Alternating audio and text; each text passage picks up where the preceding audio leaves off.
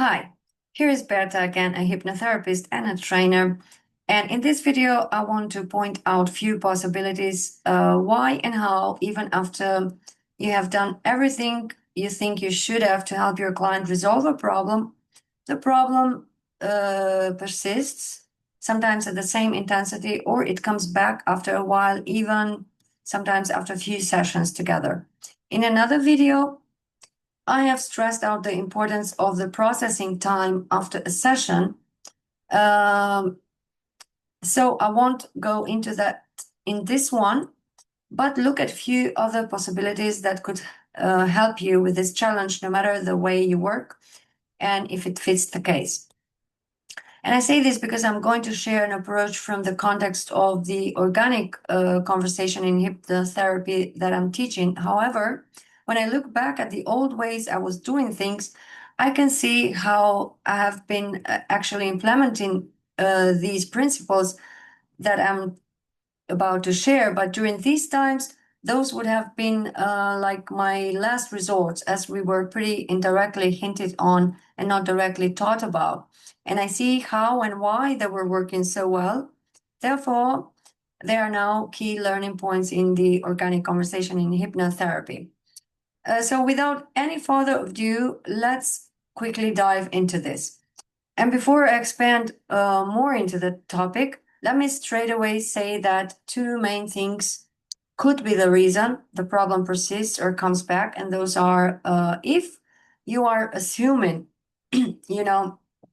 what the root cause can be, depending on the presenting problem, which is now steering the session in a certain direction that may hit the root cause, but it can also miss it. I can see how this happens because, talking to many hypnotherapists, NLPers, coaches, and others, to my opinion, is really because we get stuck at saying we need to find the root cause. While I see the point, still it makes us want to go back in time to look for it. So if you're not trying to find the root cause, but are instead curious about the payoff of the problem, you notice a subtle change in words. And this is not to say that something's wrong with the terminology, but often it is about the action that it implies, that is, in this case, to regress a client back in time to find the cause of the presenting problem. That may steer you off the road, which may have got you to a faster solution, something that you all wholeheartedly want to, right? So if we are curious about the payoff of the problem instead, we start to not assume, but are more open to meeting, finding that cause in whatever time it is or is hiding, let's say. And three, at last, I will share with you a few real-time cases that I remember to hopefully be more clear about these points. So what I see as a main common denominator is the big assumption that all problems stem from the past and period. The biggest one that, if not all, but 99% of hypnotherapists, coaches, and peers and more that are involved in this kind of change work go even farther to say that all problems stem from childhood.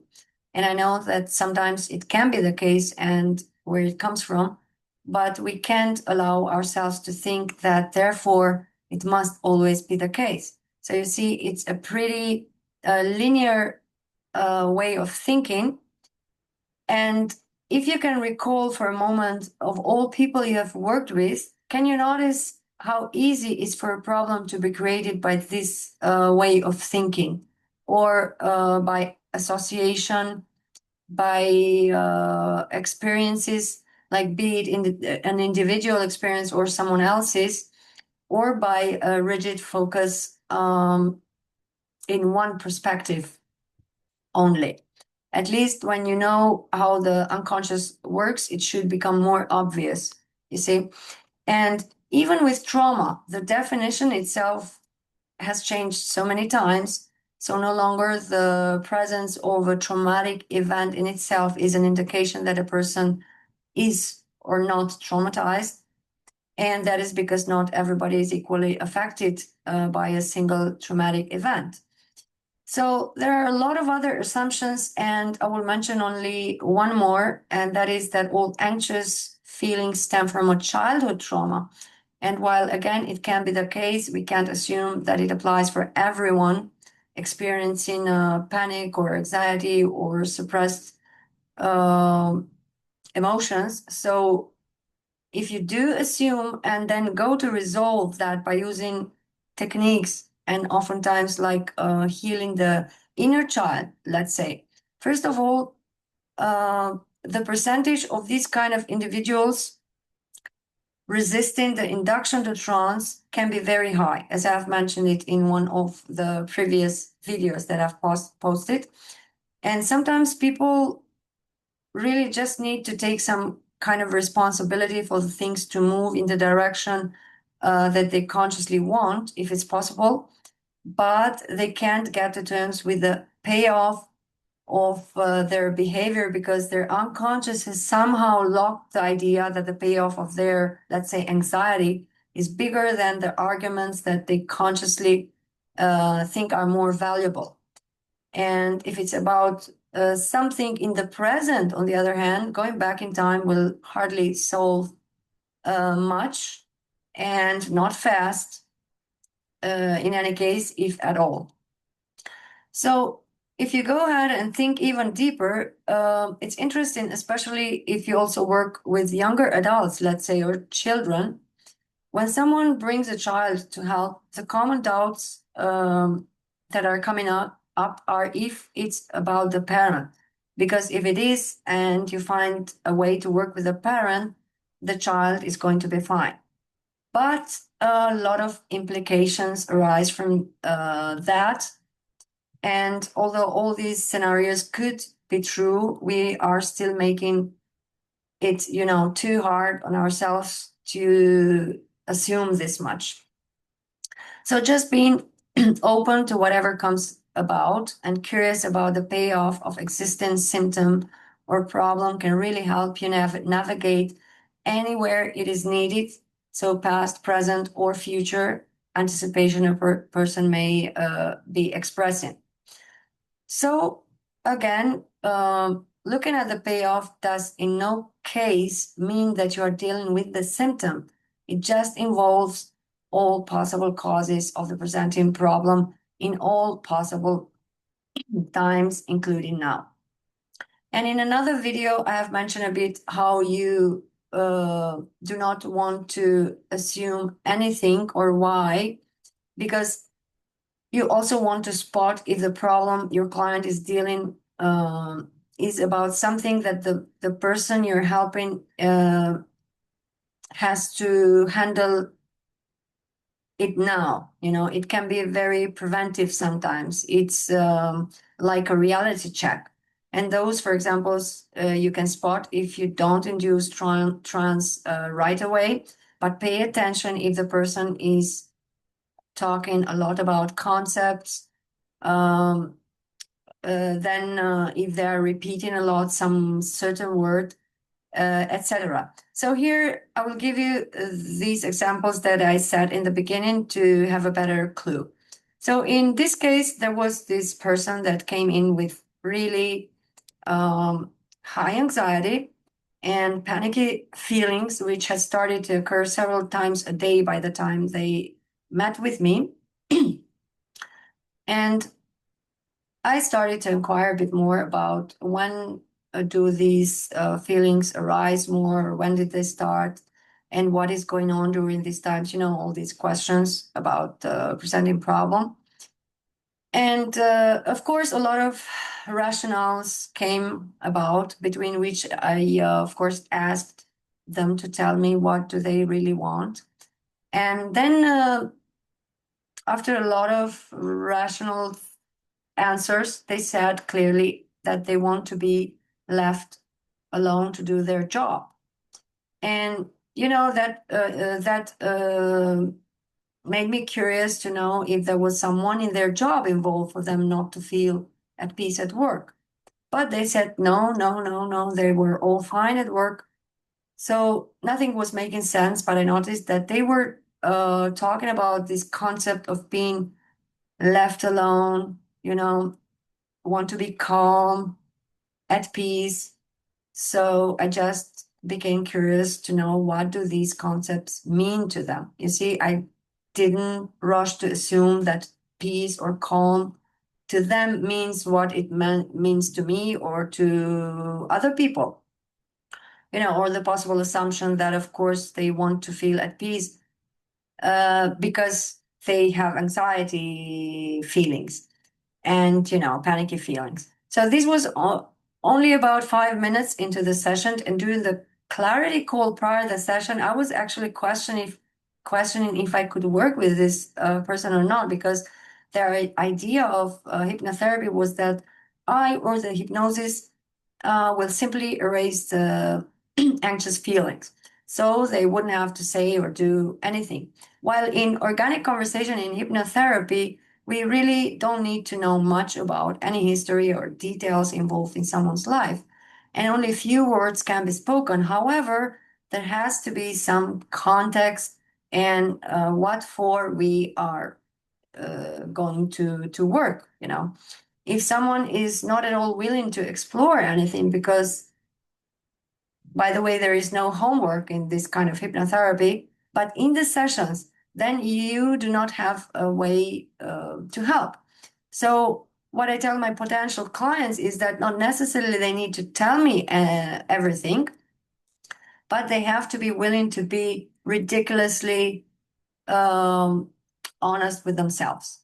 Anyhow, in this case, after this question to tell me what do these concepts mean to them, at first they looked at me like I should know, but as I quickly told them what these might mean to me or other people, they drifted into a deep thinking state.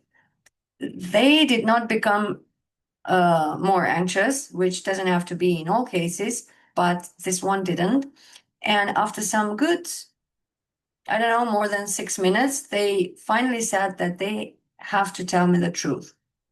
So I assured them that they don't have to, but they wanted to. And the truth involved really a real-time issue that I will not go into details about, but that if they were not to figure out what action is best to take or not, it would have involved a safeguarding issue in this case.